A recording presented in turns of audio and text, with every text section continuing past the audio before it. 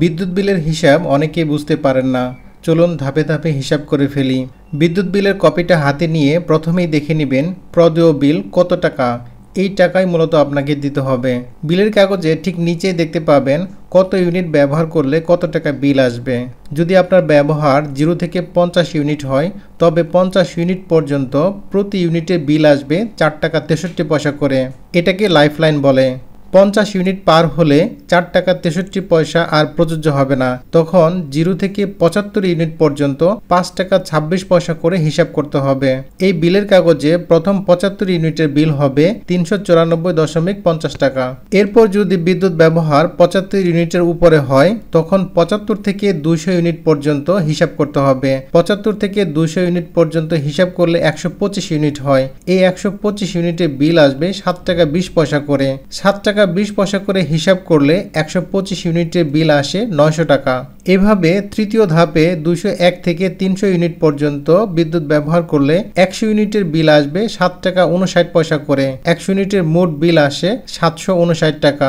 এভাবে চতুর্থ ধাপে 100 ইউনিটের বিল হবে 8 টাকা 02 পয়সা করে। তাহলে চতুর্থ ধাপে 100 ইউনিটের বিল হয় 802 টাকা। পঞ্চম ধাপে 12 টাকা 67 পয়সা করে হিসাব করতে হবে। এই বিলের কাগজে পঞ্চম ধাপে 180 ইউনিট ব্যবহার হয়েছে, এজন্য 12 টাকা 67 পয়সা করে হিসাব ধরলে 2280 টাকা বিদ্যুৎ বিল আসবে।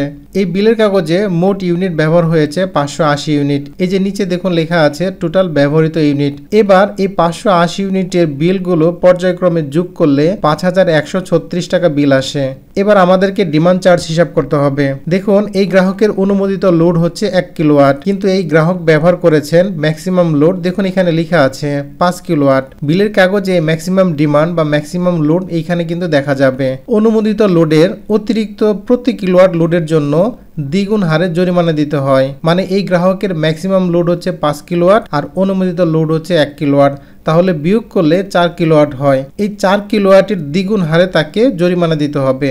4 কিলোওয়াটের দ্বিগুণ হচ্ছে 8 কিলোওয়াট এবং প্রতি কিলোওয়াটের মূল্য হচ্ছে 42 টাকা। সুতরাং 8 কিলোওয়াটের ডিমান্ড চার্জ আসবে 336 টাকা। সাথে গ্রাহকের যে অনুমোদিত 1 কিলোওয়াট আছে সেটার ডিমান্ড চার্জ 42 টাকা তো দিতেই হবে। তাহলে 1 কিলোওয়াটের ডিমান্ড চার্জ এবং 8 কিলোওয়াটের ডিমান্ড চার্জ এই দুইটা যোগ করলে 378 টাকা ডিমান্ড চার্জ দিতে হবে। দেখুন বিলের কাগজে 378 টাকা কিন্তু লেখা আছে।